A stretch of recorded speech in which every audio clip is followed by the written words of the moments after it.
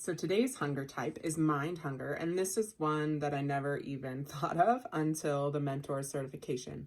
So mind hunger is eating according to our beliefs and thoughts. Our mind might be telling us that we need to eat because of certain rules or reasons. So we follow them and eat even though we might not be physically hungry. So mind hunger can be helpful or it can be unhelpful. So in ways that it's not very helpful, if we're eating because we're following a list of rules or things that we've been told in the past, may not necessarily be what we need for our best lifestyle or weight loss. Like think of any diets that you know that you've followed in the past, counting calories or macros or points or other formulas. For me, my big reference point is the portion control containers that came with the 21-day fix. If you're used to that idea of kind of like saving calories or something so you can have a donut later, or like me, I used to save that yellow container until the end of the day so that I could have like a taco shell with dinner, things like that. Our To Be mindset is like completely different, and we want to leave all those rules and beliefs at the door and just have an open mind as we're changing things up and trying new stuff, and really just trusting ourselves, knowing that we can figure out with tracking and using the scale and following the To Be mindset principles what truly works best for us. And that can be it's been so freeing and empowering for me, and it can be for you as well. And really using Plated as that guide. Like, it doesn't make sense to save an FFC from lunch so that you can have it later at dinner. Instead, you want to use your tracker to document everything, make tweaks to your food based on what you see and what you notice in investigating your tracker.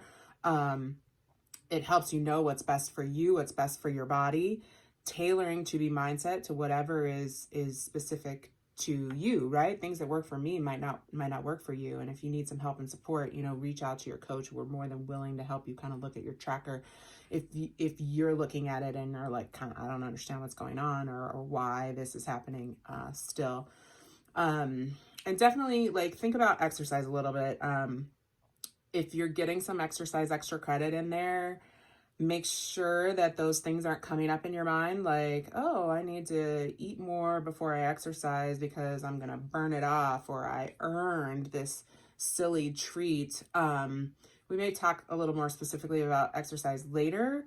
But if you're adding in exercise and you're struggling with like feeling hungry or need some support around that, just reach out to your coach, and we'll be more than willing to help you work through that.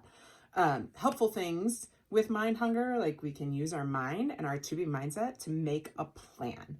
So like think about going to a holiday party, right? It's that time of year, they're all coming up.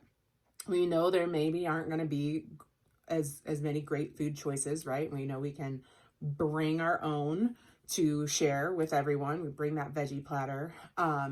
We can also think about what's the purpose of this party. Hanging out with people and visiting with friends.